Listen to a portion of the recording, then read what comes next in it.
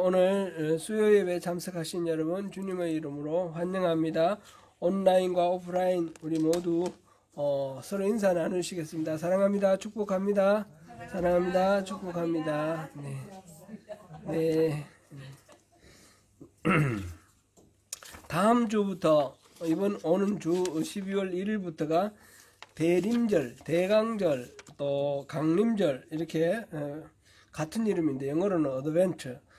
예수님의 성탄을 축하하면서 예수님의 다시 오심 재림을 또 간절하게 기다리는 그런 절기입니다. 이 절기 교회력으로 새해가 시작되는데 새로운 각오로 또 주님의 은혜를 구하시면서 이 절기를 잘 보내주시면 고맙겠습니다. 선거 암송 해보겠습니다. 선거 암송 이번 주 암송 구절 시작. 이제 후로는 나를 위하여 의의 면류관이 예배되었으므로 주 곧 의로우신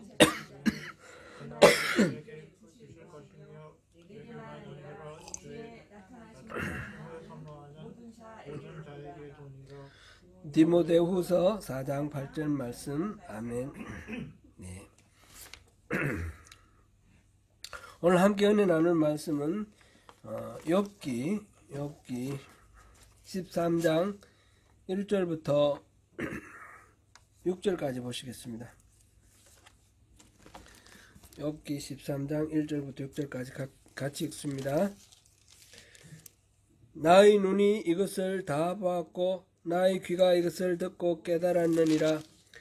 너희 아는 것을 나도 아노니 너희만 못하지 않으니라. 참으로 나는 전동자에게 말씀하려 하며 하나님과 변론하려 하노라. 너희는 거짓말을 지어내는 자요 다 쓸모없는 의원이니라. 너희가 참으로 잠잠하면 그것이 너희의 지혜일 것이니라. 너희는 나의 변론을 들으며 내 입술의 변명을 들어보라. 아멘. 거기까지입니다. 네. 오늘은 제목을 경청으로 격려하기라는 제목을 가지고 우리 함께 은혜 나누도록 하겠습니다. 지난 수요일에는 글로 써서 격려하기에 대해서 살펴보았습니다. 글로 써서 격려하려면 글을 쓰는 동안에 또 더 많이 기도하고 생각하면서 또 감사의 제목을 찾고 또 이 편지를 받는 사람에게 필요한 위로와 격려의 내용이 무엇인가, 어떻게 말하면 좋을 것인가 라는 것들을 찾고 엄선하는 과정이 있기 때문에 편지를 쓰는 사람에게도 유익하다 하는 것을 보았고요. 뿐만 아니라 편지를 받는 사람으로서도 한 번 듣고 지나가는 것이 아니라 가까이 두고 여러 번 읽을 수 있기 때문에 위로와 격려가 한 번이 아니라 여러 번 주어질 수도 있다. 그런 장점이 있다 하는 것을 보았습니다. 그래서 한번 마음먹고 시도해보는 것도 좋겠다 싶습니다.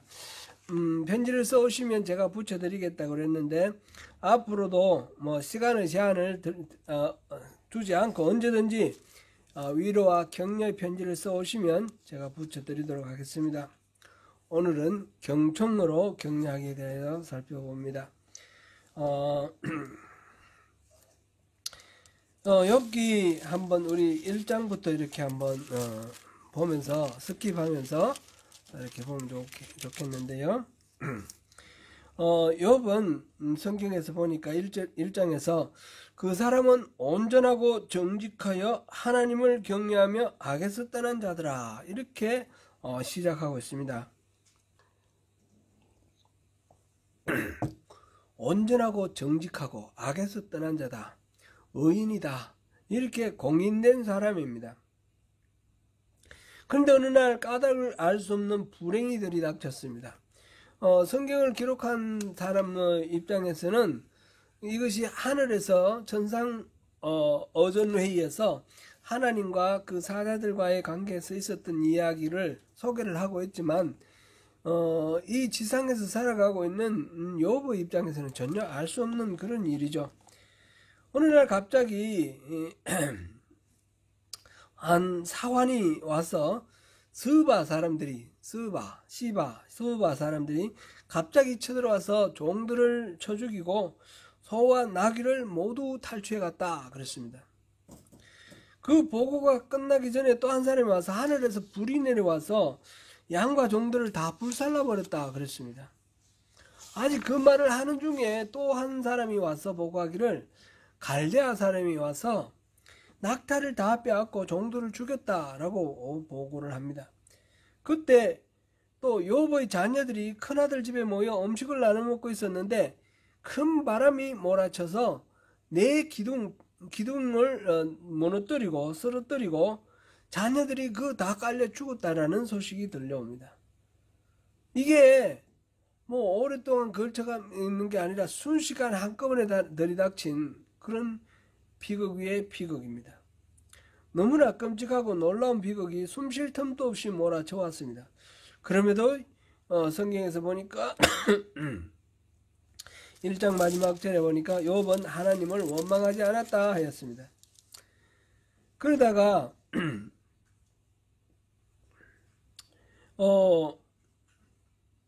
갑자기 욥이 머리 정수리부터 발끝까지 종기가 나서 아주 고통 가운데 빠지게 되었습니다.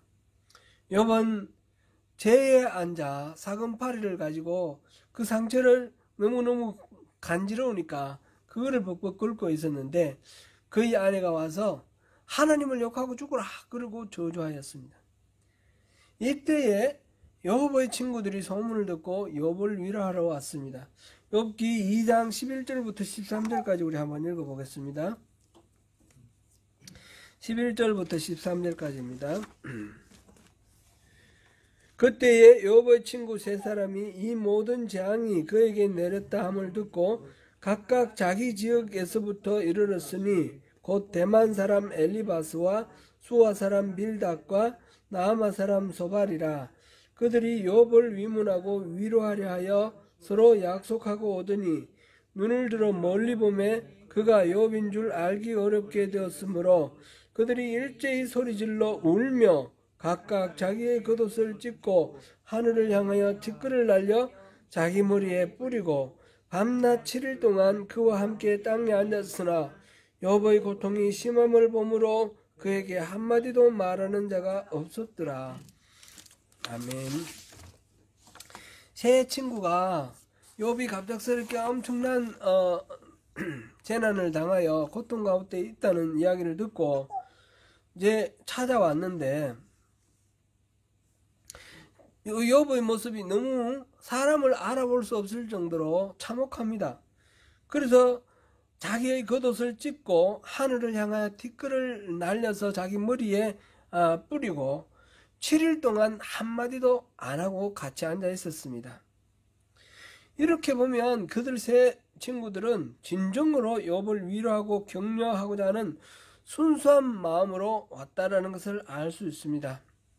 7일이 지나고 난 후에 욥이 입을 열어 말했습니다. 자기의 탄생을 저주하였습니다. 너무너무 참혹하니까, 너무너무 고통이 심하니까 말하자면 신음을 입으로 뱉어낸 것이다, 이렇게 말할 수 있습니다. 이때부터 친구들과 논쟁이 시작됩니다. 3장에서는 욥이 한탄하고 푸념하고 있고 4장에서 5장은 대만 사람 엘리바스가 욥을 꾸짖기 시작합니다. 6장에서 7장은 욥은 거기에 대해서 반발을 하면서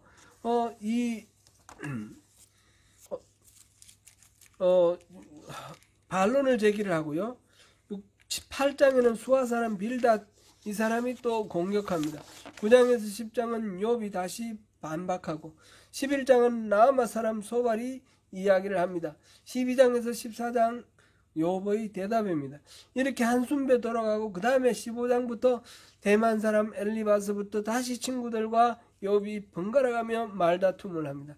이렇게 세 순배나 돌아가는데 욥이 계속해서 굴복하지 않습니다. 친구들이 하는 이야기는 뭡니까? 욥의 불행을 위로하기 위해 왔던 친구들이 욥은 참 하나님은 공의로우시기 때문에 의로운 자에게는 복을 주고 그 죄인에게는 심판을 하고 징계를 하기 때문에 불행이 찾아온다는 거죠. 너에게 일어난 이런 재난과 불행은 아무래도 너가 죄를 지었기 때문인 것 같으니까 그 죄가 무엇인지 생각해보고 회개하라. 이게 친구들의 이야기입니다. 욥은 자기가 이렇게 재앙을 당할 만한 잘못이 없다고 합니다. 위로를 하러 왔던 친구들은 이 논쟁에서 지지 않으려고 더욱 말이 강해지고 독한 말을 쏟아내게 됩니다. 그러면서 욥을 몰아세웁니다. 오늘 본문 13장 1절부터 6절까지 보았는데 욥은 말하기를 너희와 다퉈봤자 소용없다. 이제 하나님께 말씀드리겠다. 그렇게 말을 하면서 그러나 너희들은 내 말이 뭔가 들어보기는 해라. 그렇게 말합니다. 분명히 앞에서 우리가 확인했듯이 욥의 친구들은 위로하고 격려하기 위해서 찾아왔습니다. 옷을 찢고 죄를 뒤집어 쓰고 욥의 곁에 앉아서 7일 동안 말 한마디 못할 정도로 그 참혹한 욥의 모든 사정에 공감하고 동정하면서 같이 해주었습니다. 그러나 그 이후에 이 친구들이 같이 해주고 격려해주는 데 대해서 그것으로 인해서 용기를 얻은 욥이 비로소 말을 시작했는데 그 말이 내가 왜 이런 고난을 당했는지 모르겠다. 차라리 내가 안 태어났으면 좋겠다. 좋았을 걸 그랬다. 뭐 이런 식으로 얘기를 하니까 이 친구들의 그 위로와 격려의 말이 변환해서 궁지에 몰아넣고 다그치고 악담을 하는 데까지 이르고 말았습니다. 그래서 3, 4절에서 너희는 거짓말을 지어내는 자다. 다 쓸모없는 그 의원이다. 너희들 날 치유하고 위로하기 위해서 왔느냐? 너희들 말이 내한테 아무런 소용이 안 된다. 이런 이야기죠. 19장 2절에 보니까 너희가 내 마음을 번뇌케 하며 말로 꺾기를 어느 때까지 하겠느냐. 논쟁 말싸움에 지나지 않게 되었습니다. 이렇게 쭉 나가서 31장까지 이렇게 논쟁이 이어집니다. 그래 욥이 끝까지 지지 않으니까 엘리후라는 제 네 번째의 이 젊은 친구가 나타나서 32장부터 37장까지 마구 욥에게 몰아붙입니다. 그 욥의 친구들 그들에게도 마찬가지로 몰아붙이고 이렇게 했는데 욥은 그것을 받아들일 수가 없죠. 그때 38장부터 하나님이 등장하십니다.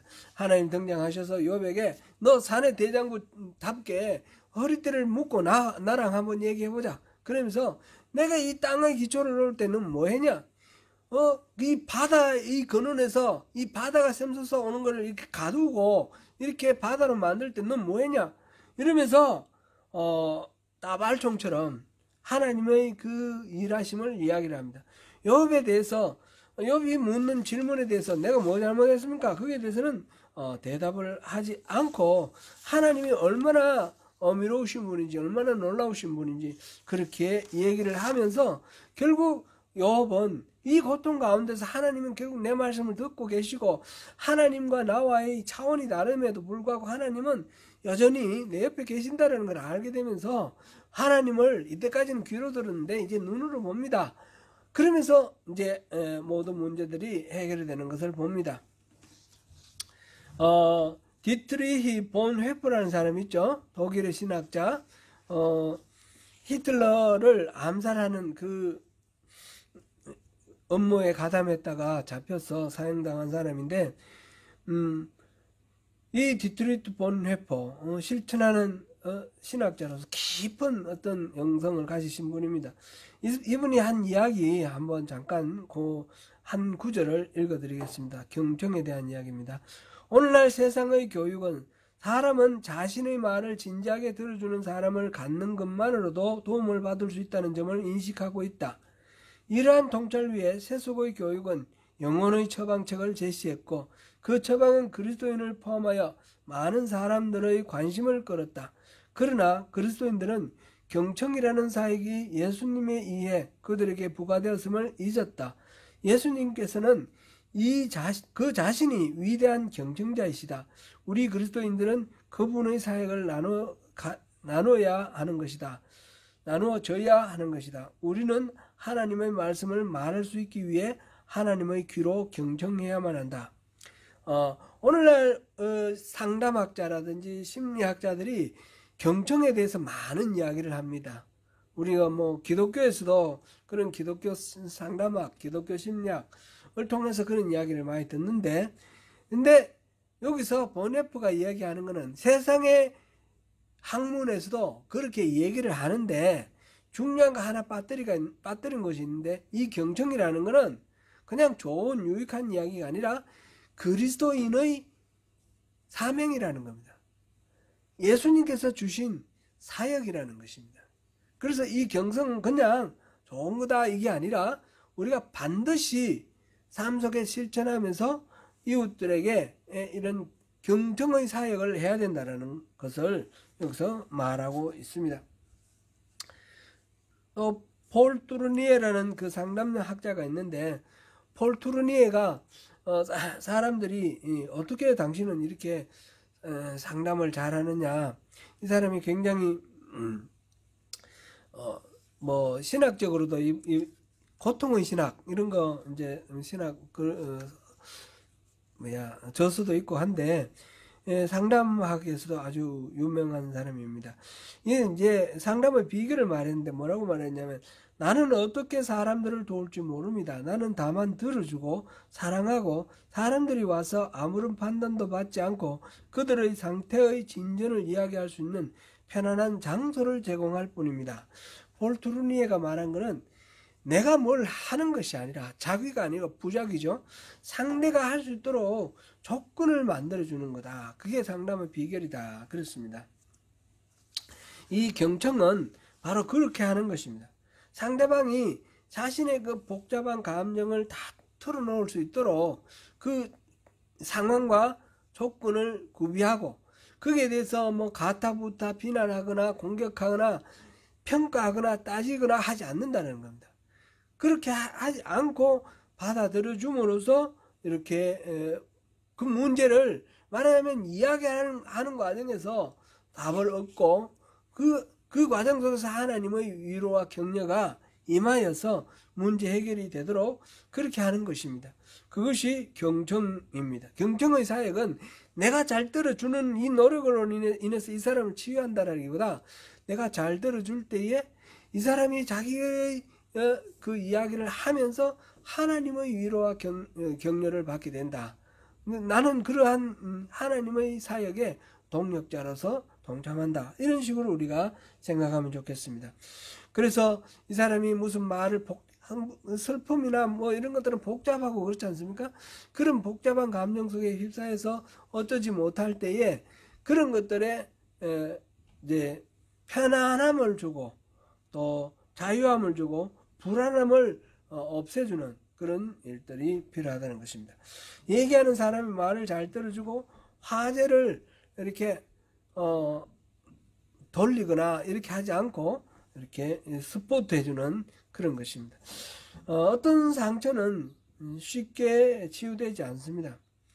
치유 그 자체를 너무 조급하게 생각할 것이 아니라 들어주는 그 자체가 의미가 있습니다. 우리 딸내미 다솜이를 키울 때의 일이 기억이 나는데, 어떤 분이 우리 부모에게 이제 얘기를 했습니다. 왜 기도하지 않느냐? 기도하면 하나님은 들어주시고 전능하신 하나님께서 치유해 주실 텐데 왜 기도를 하지 않느냐? 이제 그런 말이 너무너무 큰 상처가 되었습니다. 이제 이 아이가 이제 세상을 떠났고 장례식을 하는 과정 속에서 이제 제 아내가 이제 하는 이야기인데, 제 아내가 그 수많은 사람들이 와서 문상하고 이렇게 위로하고 했는데 한 사람이 기억이 난다는 거죠. 그 사람은 아무런 말도 하지 않고 와서 손만 꼭 잡고 이렇게 있다가 갔다는 거죠. 그분 제가 압니다. 우리 직장 선배인데 아무 말 없이 손만 잡아주는 그것이 가장 큰 위로가 되었다라는 제 아내의 이야기도 우리가 참고하면 좋겠습니다. 경청은 이렇게 상대의 그 말할 수 있고 또 감정을 토로할 수 있는 분위기를 만들어주고 여건을 조성해 주는 것입니다. 경청은 또 사랑이 담긴 인내를 요구합니다. 이 어떤 문제, 슬픔이나 근심이나 고난 가운데 이 복잡한 것들, 이런 것들이 치료되는 데는, 해소가 되는 데는 수개월이 걸릴 수도 있고 수십 년이 걸릴 수도 있습니다. 그런 과정 속에서 조급해하거나 지치지 않는 것이 중요합니다. 사실은 굉장히 이거 감정 노동이기 때문에 경청하는 것 자체가 많은 에너지를 소모합니다. 그리고 예를 들어서 말하시는 분이 슬픔과 고통과 이 아픔 가운데서 토로해내는 이 말 자체가 아프게 하고 고통스럽게 하기 때문에 요즘 뭐 애들이 하는 말로 기가 빨린다 이런 말이 있는데, 이 기운이 뺏기는 것 같은 그런 과정이 있습니다. 그래서 너무너무 들어주는 것 자체가 힘들고 고통스러울 수 있습니다. 그리고 또 무슨 이야기를 하면 거기에 동조를, 이 공감적 대화라는 말이 있지 않습니까? 공감을 해주라 그랬는데 심리학자들이 그렇게 얘기합니다. 공감을 해준다라는 말을 잘못 이해를 하면 이 사람 말이 무조건 옳다라고 지지해줘야 되는 것 같은데 그런 의미는 아닙니다. 그 주장에 지지하는 것이 아니라 그 사람이 지금 겪고 있는 이 감정적인 상황, 고통의 형편, 그것에 대해서 공감을 해주라는 거죠. 그리고 막 이 얘기를 하면 그렇게 생각하시는군요. 그렇게 참 어렵겠습니다. 이렇게 말하라는 것이지, 그렇게 공감해 주라는 것이지, 맞아 그럼 죽여야 돼, 뭐 이런 식으로 동조하라는 뜻은 아니라는 겁니다. 주장에 동조하는 것이 아니라 감정에 공감해 주고 그 상황을 같이 이렇게 동참해서 겪어주라, 그런 의미입니다. 그렇게 시간이 걸릴 수 있고 사랑의 인내가 필요하다라는 것이고, 또 이제 한 가지 더 고려할 거는, 이 경청은 그러면 아프거나 슬프거나 고통에 잠긴 특별하게 막 이렇게 욥처럼 비극적인 사람들에게만 필요하냐, 그런 건 아니고 우리 모두에게, 누구에게나 필요합니다. 우리 모든 사람에게 이 관계 속에서 상대를 존중해주고 배려하고 공감하는 이런 경청이 필요합니다. 근데 이 경청에는 앞서도 잠깐 말씀드렸지만 많은 대가가 필요합니다. 가장 중요한 것은 시간이 필요합니다. 시간이. 그 시간을 기꺼이 제공하는 것 자체가 하나의 영적 성숙이다, 이렇게 볼 수 있겠습니다. 누군가의 어려움을 들어주기 위해서는 들어주는 시간이 필요하잖아요. 시간이. 그 바쁜 거 뭐 있을 텐데 바쁜 거 밀어놓고 가서 또 들어줘야 되고, 누가 뭐 급하게 찾아와서 좀 상담하자 그러면 뭐 설교 준비가 될 때도 상담을 해야 되는 거예요.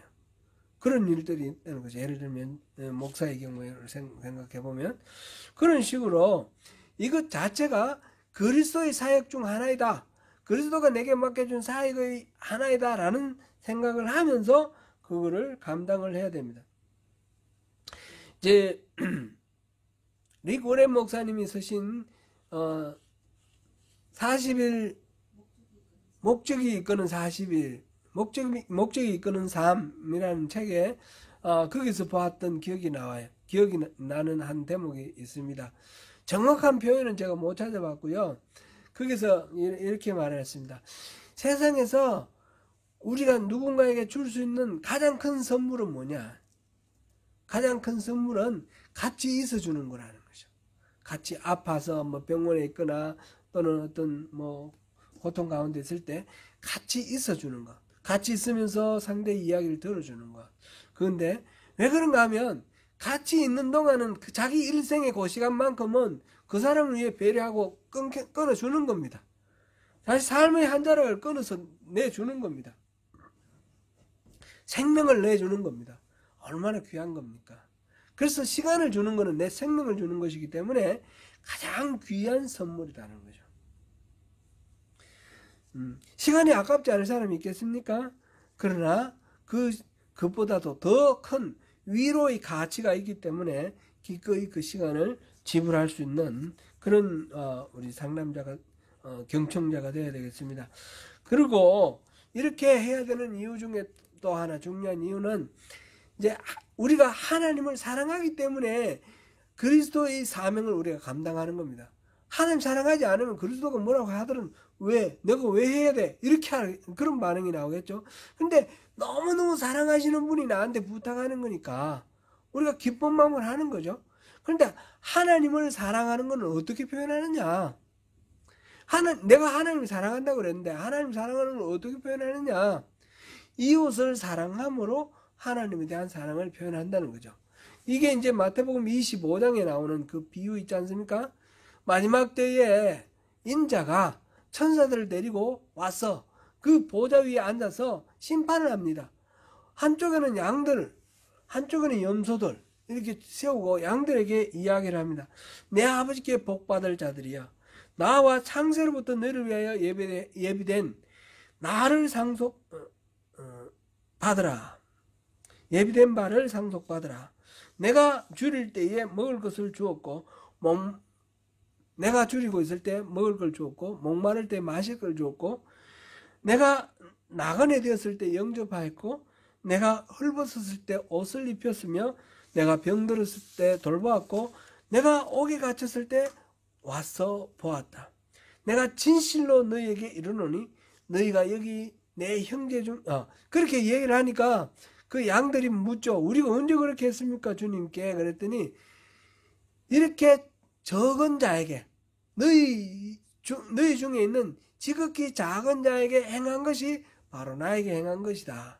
우리가 우리 이웃에게 굶주릴 때 먹을 것 주고 또 헐벗었을 때 입을 것 주고 목마를 때 마실 것 주고 갇혔을 때 방문해 주고 이렇게 해주는 것 자체가 그 이웃에게 행하는 것뿐만 아니라 하나님께 행하는 거라는 거죠. 하나님께 우리의 사랑을 표현하는 것이요. 염소에게는 말합니다. 내가 진실로 너희에게 이르노니 이 지극히 작은 자 하나에게 하지 아니한 것은 곧 내게 하지 아니한 것이다. 내게 이 소자에게 작은 자에게 한 것은 내게 한 것이고 이 소자에게 하지 아니한 것은 내게 안 한 것이다. 나를 무시한 것이다. 그랬습니다. 오늘 우리 경청에 대해서 살펴봤습니다. 경청은 그냥 심리학자 또는 상담학자들이 이거 뭐 이렇게 하는 게 좋다라는 그런 이야기가 아니라 그리스도께서 우리에게 맡겨주신 사명이다. 이렇게 우리가 생각해야 되겠습니다. 그리고 그 상담은 가장 중요한 것은 시간을 내는 것입니다. 시간을 내는 것이고 상대의 입장에서 말하는 것을 가로막지 않고 공감해 주는 것입니다. 그리고 이것을 위해서 많은 대가가 필요한데 바로 인생의 한 자락을 베어서 내주는 거나 마찬가지로 그렇게 귀하고 값진 것이라는 것입니다. 사랑하는 성도 여러분, 이렇게 서로 격려자가 되십시다. 서로 상대를 성장하도록 격려해주고 칭찬의 말에 인식하지 않게 머리로 이해될 뿐만 아니라 가슴으로 공감할 수 있는 그런 은혜가 있기를 바랍니다. 그런 격려자가 되시는 가운데 하나님의 위로와 격려를 충만히 받으시는 저와 여러분이 되시기를 축원합니다. 기도하겠습니다.